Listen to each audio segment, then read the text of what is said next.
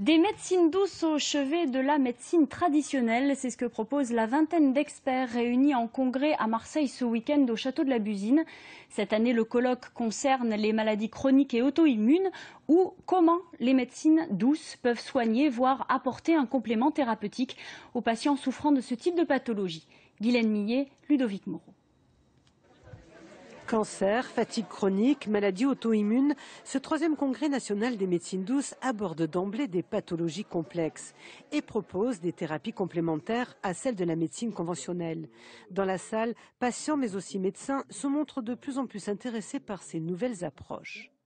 Là, on vient d'apprendre une bonne nouvelle, c'est l'Académie de médecine qui a validé plusieurs thérapeutiques, c'est-à-dire l'hypnose, l'acupuncture, le tai chi, l'ostéopathie. Voilà, donc effectivement, avec la diminution du nombre de médecins, il va falloir un petit peu plus structurer les médecines complémentaires de façon à ce que ces praticiens-là puissent apporter tout ce dont auront besoin les malades. La maladie de Lyme est difficile à détecter car ces bactéries savent jouer à cache-cache dans le corps. Des scientifiques, des médecins et des patients se battent pour faire reconnaître sa chronicité.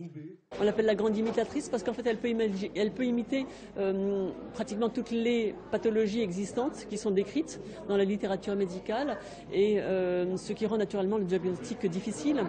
Certaines maladies auto-immunes comme la maladie de Crohn, la sclérose en plaques ou la polyarthrite ankylosante pourraient être des maladies de Lyme déguisées. La plupart des traitements seraient alors à reconsidérer. Autre volet abordé durant ce colloque, l'entrée dans les hôpitaux de la méditation axée sur l'instant présent. Une technique anti-stress très appréciée des patients et des médecins eux-mêmes. Ils viennent de créer un diplôme universitaire de méditation de la pleine conscience.